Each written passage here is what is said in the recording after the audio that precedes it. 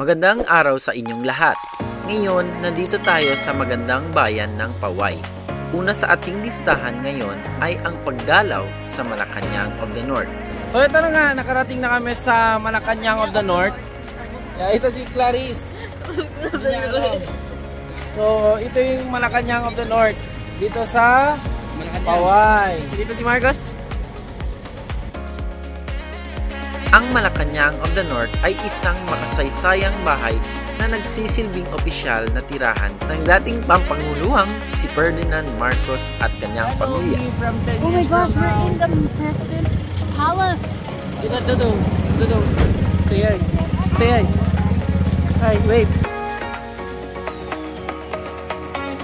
So naglalakad na tayo papuntang Malacañang of the North. Dito po, itong path na ito, patungo ito sa Malacañang. Ewan kung may tao doon, pero puntaan natin.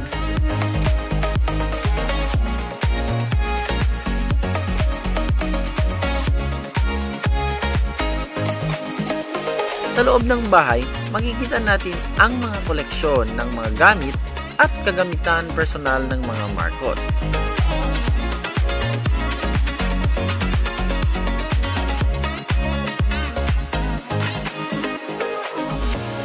Isa itong magandang halimbawa ng arkitekturang Ilocano at patuloy na nagbibigay sa atin ng mga aral tungkol sa ating kasaysayan.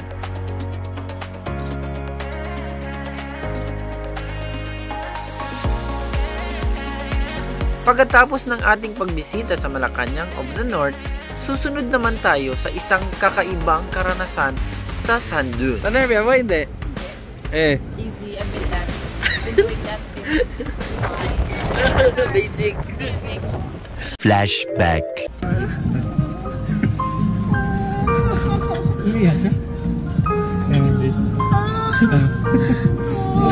Almost there. It's very high. Guys, dito kami ngayon sa sand dune. Dito sa may Ilocos. So as you can see, grabe ang hangin dito. Ito behind me, the sand where we will be going. Ito yung 4x4 na isasakay namin mamaya. Natry na namin to dati sa Dubai, pero we will try here in the Ilocos. Boring mo to. Boring? Boring. Walang patalon-talon. Let's go! Ang mga sand dunes ay kilala sa kanilang kahanga-hangang tanawin at thrill seeker na mga aktibidad. Dito ay maaari tayong sumakay ng 4x4 vehicle at mag-sandboarding sa malalaking buhangin.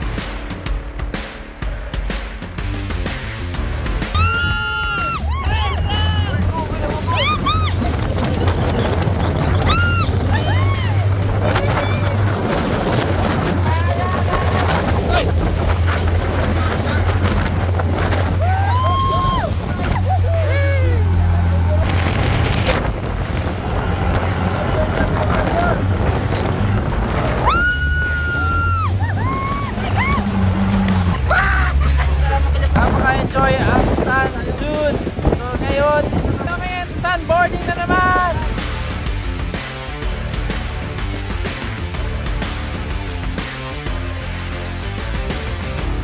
Nice experience. Woo! The sand dune, so amazing.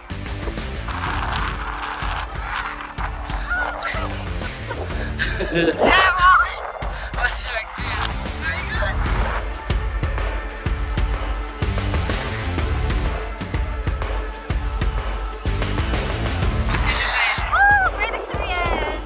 Tunay ngang napakaraming makikita at mararanasan dito sa Paway. Sana ay naging katuwaan ang ating munting paglalakbay sa dalawang magagandang destinasyon na ito. Hanggang sa susunod na paglalakbay, maraming salamat sa panonood.